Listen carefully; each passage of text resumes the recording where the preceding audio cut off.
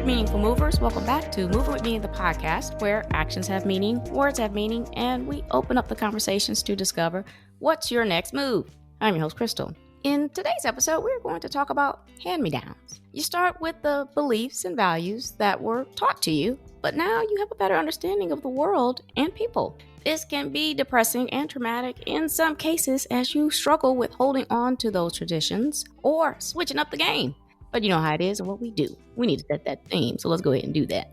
The word of the day is devotion.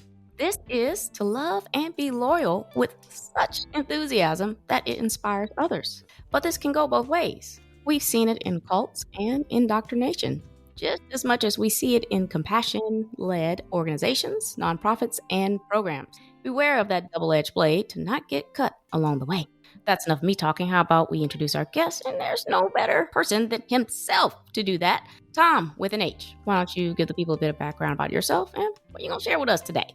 Well, Krystal, thank you so much for having me on. I'm really excited for our talk today. I am Thom Walters, the host of Zen Commuter. I am a meditation instructor with over, is it going on 40 years now? Yeah, 40 years of my meditation practice. So I don't have it down pat because, as we might talk about today, or people know me from my show, meditation isn't about perfecting. It's about practicing. It's about being comfortable with what is. We were talking about that before we got on the air. So I am excited to share with your audience some ways to become, as I say on my show, calmer, wiser, and happier. So that's my goal. So thank you again for this opportunity. Really excited for our talk. Fantastic. Hey, look, I think that's some great objectives to set for today. I mean, hey, who starts with some targets? That's good. Man, you're good. You're good. So, meditation, broadening our world to the spiritual. What set you on this path? 40 years? Okay, what happened? What's going on? Well, about in 1982, my mom was very progressive. She is transitioned from her physical form. She passed away about 7 years ago. But back in 82, she was teaching meditation to a group of people in our neighborhood. There were probably about 10 of them. And this was before meditation was a thing. But she was progressive, like I said. And I remember she was getting ready for a meeting. I'm like, hey, Mom, what are you doing? She's like, oh, I'm just going to teach meditation to some friends of mine. We've got some other instructors coming. I'm like, oh, that's cool. Can I join? And she's like, let's wait a little bit, sweetheart. I'm like, man, just by my own mom. And I thought I was her favorite, but she held on. She had a plan, obviously. So about a year later, after me pressing my ear to the door every Tuesday, she said, hey, you want to join us? I'm like, oh, yeah, absolutely. So in that time, I started learning how to meditate. And for the first couple of years, my meditation practice was not consistent. It was Tuesdays and Saturdays. I was 18-year-old and I had work, I had school, I had comic books, I had movies. So all the good things. Yeah, exactly.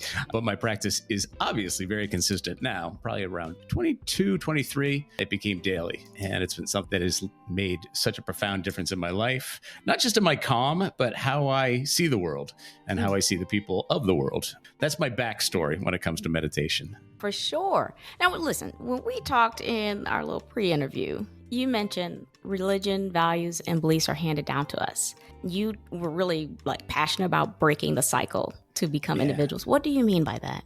Yeah, well, obviously when we're younger, we don't know much, from birth to say even 10, 12. I mean, it varies with different people. But we look to our parents, our caregivers to say, hey, I'm new to this world. Tell me what you know. And they will. They will say, yeah, do this, don't do that. They give us a set of guidelines and values and beliefs, things to believe in. And we're just like, hey, you know what? I can't say no because I don't know anything. I'm brand spanking new. So if you say this is cool, and this will do. Yeah. But one of the things that happens is we do experience the world. We get into the world and we're like, you know what? Now I do know stuff.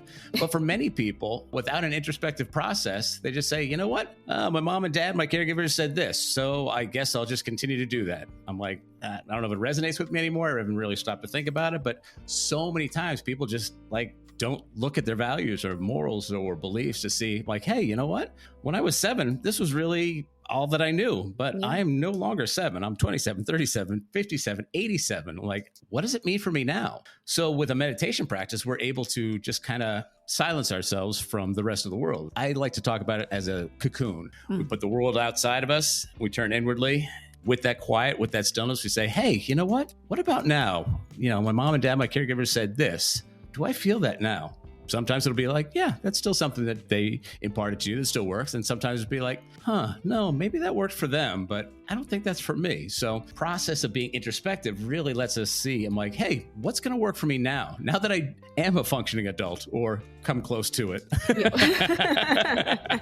So yeah, that's why I think meditation is so beneficial for helping us learn what has value for us now, as opposed to how we grew up. Oh, for sure. Okay, I'm going to ask this one question, and then I'm going to actually tie this to something that I do with leadership in careers. But before I get there, so when people realize that they see the world completely different than the beliefs that were handed down to them, and their values are completely different, have you had anyone, or maybe even yourself or any of your clients, come back and kind of just be completely distraught, right? This is something that they're struggling with.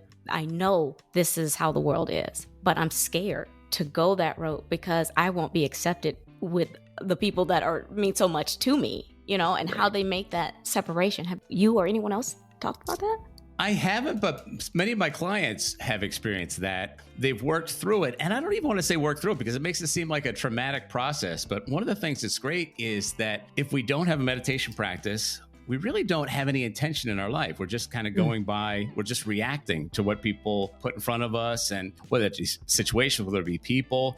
And many times, like I was saying before, without any introspective process, we're just saying, oh, my parents think that I'm this, or my boss thinks I'm that, my boyfriend, girlfriend, everybody thinks I'm that. We don't really have a clear idea of who we are. To your question, when we start to understand who we are, then sometimes we have to let some of those people go that just can't see who we are now. And without confidence, without a fervent belief in who we are, yeah, absolutely, it can be difficult because our society, our reptilian brain says, don't cut yourself off from people. You need to find a clan. You need to be with people. So if you start cutting people out, you're like, oh, this is going against what I think is right. But with a meditation practice, we become more aware of what has meaning for us, much like we were talking about with that question. And then we get to the point, hopefully, where it's like, you know what? I really don't care. This is who I am. So if you're on board, cool. If you're not, no worries. You got a different path. That's all good. And I just go from there. But to your point, it starts off at that point where people are like, I don't know. In my meditation, I've had some weird thoughts. I'm like, hey, those are judgments, but how do they feel for you? How do they resonate with you? You're like, yeah, this is who I am. Is there anything that would keep you from being you if you knew who you were? And to your point, people are like, I don't know, maybe people aren't going to accept me for who I am now. I'm like, but are they accepting you for you? They're accepting a vision of you that isn't you. So that helps them understand. It's like, you know what? If they are beholden to a vision of you or a version of you that isn't really you, then there's really not much loss. As you find out who you are, you become more fervent and more passionate about saying, yeah, okay, cool. I got it down now. We don't need outside validation. That's one of the great things about meditation. We understand that we don't need to look out for getting a bigger job to prove we're worthy, getting an attractive boyfriend or girlfriend or significant other to say, wow, cool. If I got that, then I must be something. Like, no. When we turn in, we don't need anything. You're awesome just the way you are. So it is a process, but with the meditation practice, we definitely see what is true. When it resonates so fully in the body, then those machinations, those misperceptions, those misthoughts that are put in there by our ego and society, they just kind of fall by the wayside. And then we hopefully have a firmer idea of who we are for sure. Fantastic. That's some good customer service, because I'm not going to lie to you. I've never been to a meditation scenario. I'm thinking really quickly, maybe one recently, but that allows you and the lead, whoever you're working with, guiding through the meditation, to have that open conversation and discuss like what these thoughts were. Because it's one thing to go in there and be like, okay, I'm guiding you, we've done it, and then they leave still distraught and they haven't had this moment to discuss that, because it's like, who else I'm going to discuss this with that's going to understand? So it's really good that you actually provide that additional level of service. I don't know if you put that out there now, but you need to. That's good. well, thank you. One of the things I'm very passionate about saying with my students is that I'm like, I don't know you. I will never know you. The only person that knows you is you, whether that be if you're in a relationship, your parents, like nobody knows you. Nobody knows your fears, your worries, your hopes, your dreams. So I can't give you any advice without knowing the whole picture. And I wouldn't, because all I can do is help you understand that you have the answer. And when you quiet the noise around you, the expectations of people, your ego, you'll find it and you'll feel it. And you'll be so firm in saying, okay, I got this now. Oh, for sure. Okay. Second one onto this. because I mean, I don't even know why we can't even leave off this topic, but it's so good because I do a lot of leadership coaching. And just this is something that I've experienced personally, and then what I've observed from just even my own mentors and other individuals themselves is I guess maybe their desire to abandon their values to seek advancement. Okay. And then when they get to the level that they want, it's like, I don't like the person I became to get here. So now I want to like roll all that back and start fresh over. But when they do that, it's like, okay, well, how? Because obviously, you know, for them, it didn't work to get me here. How am I going to maintain and sustain this success with these new values? Because people don't know me by that. Right. And so I don't have a reputation. That's not my brand anymore. And then secondly, look at all the people I'm surrounded with. They don't even share the same values. So now I'm going to have to even break up the network that even got me here. Right. So I love the whole idea of values because you need to cling to them as if they're your personal brand. That should take you. Exactly. They should adhere to who you are, not the vision of you, because once you get to where you are, that's why people say it's lonely at the top. It's kind of like, well, who are you going on that journey? Who are you? Because you didn't surround yourself with the circle of people that share the same values and they're present with you at that top. It's so, I mean, I'm telling you, I've even experienced it. Thankfully, I didn't get to the top with those same values because I was on my journey. And thankfully, this happened to me, Thom, because if it didn't, I think I would be completely somewhere else right now. But I remember just leading a team and being very almost condescending to them. And it was just because that's the leadership that I had. The same conversation and it was just, I was like, oh, this must be the way because it worked for them. So I started to change that. And I was like, I've checked all these boxes. I should be ready to be promoted. But I couldn't get promoted because my values and how I was treating them, my mentors, they were like, we're not going to let you go to the next level without fixing this. Some people get caught, you know, they get through that gap, but thankfully they caught it and I caught it and said, wow, why am I like this? And I just thought about it and then I said, is this the kind of leader I want to be? Is it truly? Because if it's not, I need to go ahead and put this change in right now. So I love it. I think this is great. Do you do corporate meditation and things like that for leaders? I do. Oh, okay. And to that point, I love that your leaders in the day were that forward thinking to say, I'm like, you know, because so many people you talked about just now, it's just like, yeah, we don't care if you treat people like crap. It's like, you're getting it done, so keep going. It's like, no. And much like you said before, like that creates a lot of stress. Obviously, when we think about the business world or any world, you know, whether it be a traditional career or not, there's a lot of stress that goes with that. And to our overarching point, a lot of stress comes with that when we are living the values that are not ours. They rub against each other in a very discordant way in our being every day. And until we look at them and say, I can't do this anymore. This isn't me. And then when we find our own voice and when we lead, much like it sounds like you have, where you're just like, you know what? I got to treat people with respect. I don't care what I was taught. That's not my value. That's not my goal. And I'm sure I know the answer, and correct me if I'm wrong, that once you embraced who you were and what you did and treated people with respect and dignity, it's like the world was your oyster for sure. Is that accurate to say?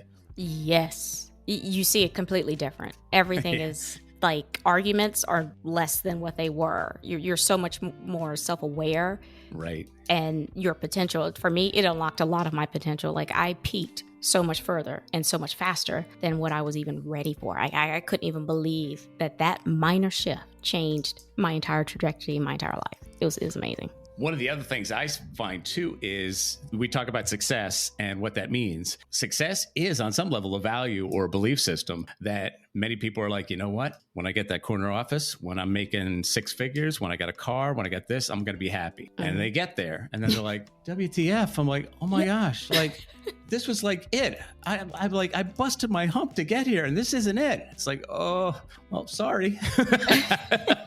Sorry. But I've had many guests on my show that have gotten to that point where they're like, they were in the corporate world and they're just like, you know, just busting to get to that success level. And it came and they're like, this isn't it. And it was a turning point for them to say, I guess this isn't where I'm supposed to be. With a meditation practice, with an internal practice, they said, I guess I'm supposed to do something else. And they found Yes. something that was resonant with them, whether that be becoming an artist, whether that be becoming a meditation instructor, a Reiki practitioner. They're like, cool. And when they find that, much like we've been talking about through this whole episode, is it resonates with them. And they're like, this is success, happiness, joy, providing value and service to people. It's not the trinkets. I mean, Buddha said many times, Buddhism is like our suffering comes from attachments to things, to people, to looking at things the way they need to be. So any practice we have, whether it be meditation or some other way to look at what has value for us, we end up not wasting a lot of time. Not that there is a lot of time. Well, the time is something. Well, we'll save that for another time. the illusion of time. But we won't get into that with 10 minutes to go. But just having an understanding of what success is brings people more happiness. And again, they're not following the success of what they were told success is. They're following the success that they know it to be within who they are when they are quiet. Yeah, for sure. And this I'm going to move on to this one. So these are two, I guess, maybe tags, slogans that are normally set. I think that we don't give them enough credence or enough attention to like the depth of profoundness that they have in them. So one is mind over matter, right? The second one is if the mind believes it, the body will achieve it. I believe that's what it is. Yeah. To me, I was like, wow, the power of thought. That's immediately what came to me when I was getting ready for this. And I was like, man, people don't understand the value and the power of thinking and having a thought, whether it's positive or negative. It carries the same amount of power, right? So with your meditation, this was working on the fictitious nature for thought. Tell me about that. Yeah, well, I was very lucky to grow up with a mom who, from like before I was even in my teens, my mom would say, be careful of your thoughts, sweetheart. Your thoughts have power. What you think creates a reality. So I'm like, whew. And for, when I was younger, I'm like, okay, whatever, Mom. And then I slowly came to find out that she is absolutely right, that thoughts would create a reality. One of the things I talk about on my show many times is that, and it's scary for a lot of people, is that we look around and we say, this is real. This world is real. But it really isn't a truth because we all have our own lenses, how we see the world, getting back to those thoughts too. And one of the things we talked about off air, either via email, is talking about the fictitious nature of thought. We think that the sky is blue. On a beautiful day, the sky is blue. That's a truth. I'm like, it isn't a truth. Who told you what blue is? Somebody told you what blue is. Somebody told them who blue is, whether it be a scientist that says this is blue on the electromagnetic scale, this is the color blue like the ocean, like the sea. Somebody told you that. It wasn't a thought that you created. All the thoughts that we think have existed before, and they are fictitious. They only gain power if a large amount of people believe that. I mean, everybody thinks like, yeah, the sky is blue. So that's a thought. That's a true thought. That's a reality. Like, nope, it's one that everybody got on board with, but it's not a reality. So when we think about what is truth, what is reality to us, that's really what it comes down to. Having that courage, that confidence to say, this is how I experience it, and not being contrarian. So like you say, no, the sky's purple. I'm like, okay, you know what? If that's what you believe, that's your belief. I'm like, I don't care about that. It doesn't impact my world. If that's how you see it and that works for you, that works for you. But to my point, one of the things that gets many people wrapped up is like they have a thought and they think, it's a thought, so it must be real, and it must be something that I have to do something with. And that's absolutely, in my estimation, not the case. If thoughts are fictitious, we don't have to do anything with them, and they don't have to have that power. One of the great things about my meditation practice and the things I teach my students is that a thought is just a thing. My mom used to say that. A thought is a thing. You can give it power, or you can extract the power and just let it drift on by. You don't have to get wrapped up in the story. You don't have to say, I thought this, so it's got to go somewhere and I got to stay with it. Like, nope, not at all. So I was very fortunate to have a mother that helped me understand, much like you just talked about, how thoughts are fictitious and we can use the ones that give us power, embrace the ones that move us forward, move us, not just us forward, but the world around us forward. So that is my humble beginnings in regards to thoughts. Hey, and you mentioned something to me, because when we talk about colors or anything, I'm just jumping on that one that you mentioned. I had a thought one time where I was like, man, what if I had to explain the color to a blind person? Yeah, absolutely. Great. I could not use vision because that's what everything is based off of. And I immediately was like, okay, well, I'm going to go to a feeling. And so I described it that way because I like that. I don't even go into. So one thing about thoughts, and this is really important to me, is because I have anxiety. Or at least I had it. I've gotten, just through all this personal growth and things like that, I still can feel my heart racing, but I can deal with it in a more healthier way. Nice. But the thoughts did raise my anxiety because I let them take over. Yeah, absolutely. Oh my gosh. Yeah, and to that point, I tell people many times, like, we're held hostage by our thoughts because we give them so much power. In a meditation, one of the goals is to not get rid of thoughts. That is a huge misconception. It's to have a new relationship with thought, to think, to first understand when you were thinking. It's like, oh, that's a thought. Cool. And have that gap, that space to say, what do I want to do with this thought? Do I want to follow it? Do I want to embrace it? Do I want to let it go? How is it going to best serve me? So when we have these thoughts, when we have this space, it's like time is standing still. And we're like, cool, I had this thought. What am I going to do with it? How can I use this to my advantage? Do I let it go because it's tearing me down? Or do I embrace it because it's bringing me to a place that's going to be fulfilling for me in the world? Meditation gives us this wonderful space to play with thoughts and just look at them like a can, like anything. It's just a thing. What do I want to do with it? Yeah. But to many people that start with me, they're like, dude, my mind is just, it won't shut up. I'm like, it's like going on, and it says some nasty, nasty things if I stay with it. So that's why I'm scrolling. That's why I'm on Netflix. That's why I'm doing all these things. I'm like, well, if that works for you, you're like, it's not. I'm like, cool. Then let's try something else. So that definitely, those thoughts can hold us hostage if we empower them. Yeah. And if we see them as omnipotent or something that needs to be dealt with, I'm like, nope, nothing at all. Very cool. I want to really talk about this last one, which is demystifying the myths of meditation, right? I think this is so cool. You gave me 3. So the first myth is clear your mind. Why is that a myth? Tell me about it. Because if your mind is clear, you're dead. I know that may sound macabre, but our mind is meant to think. It is what it does. One of the things I say, and I know there are many different meditation instructors, if somebody is looking for a meditation instructor, if they're looking for meditation, and the first words out of the person's mouth is, okay, let's close our eyes and let's just clear our minds. I'm like, whoa, whoa, whoa, whoa. You can't do that. You can't do that. So yeah, it's a myth because the only way our mind is clear is if we're not breathing. So it's our goal is to look at thoughts, just like I talked about, in a more constructive way. So that is absolutely, without a doubt, the hugest misconception about meditation. It's to clear our minds. And I'm glad to hear you say it, as I'm pretty sure many of our listeners right now are glad to hear that. Yep. I'm sure many of them are like, what? No, he's wrong. He's wrong. I don't think he's right. I don't think Krystal, why'd you get this guy on? He doesn't know what he's talking about. I mean, that's why a lot of people run from meditation. It's like, there's no way I can do step 1, which is clear my mind. There's no way. Yeah, exactly. So. Good thing, because you don't have to. Yeah. All right. Myth 2, spiritual practice only. Oh, this is another one too. Many times, whether it be in the movies, whether it be, I don't know, just we see a picture of people meditating when they're in the lotus position, their hands are in the mudras, or and they think about monks in Tibet and the Himalayas. They're like, oh yeah, that's I'm not a hardcore religious or spiritual guy, so I guess I can't meditate. No.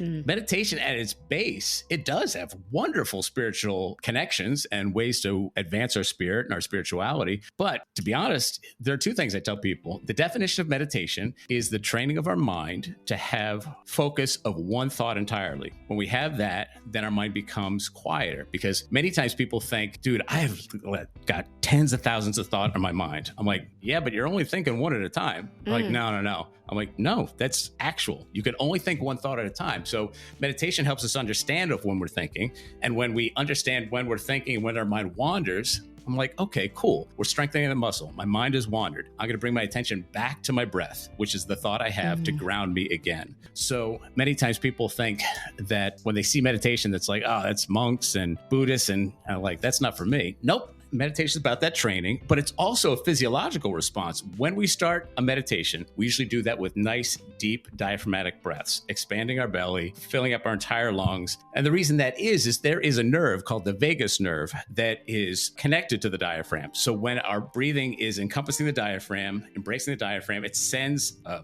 signal, for want of a better word, up our spinal column to our brain to say, hey, if he or she's breathing like this, then there's nothing to fear. There's no fight or flight. There's nothing I need to do. So we start triggering that relaxation response. So meditation is physiologically a relaxation response. And then again, too, something that we all have the ability to do. So can it advance our spirituality? Yeah. Is it exclusively for that? Nope. It's for whatever we need it for. Oh, I love that. I love that. And I'm sure a lot of agnostics are going to be like, okay, good. Let me get on board. Cool. Now I can do this. Good. I don't have to move to the Himalayas. Oh, thank goodness. All right. It's so cold there. you look, if I got to climb to get to something, I don't know. Yeah, no, I hear that too. I totally hear that.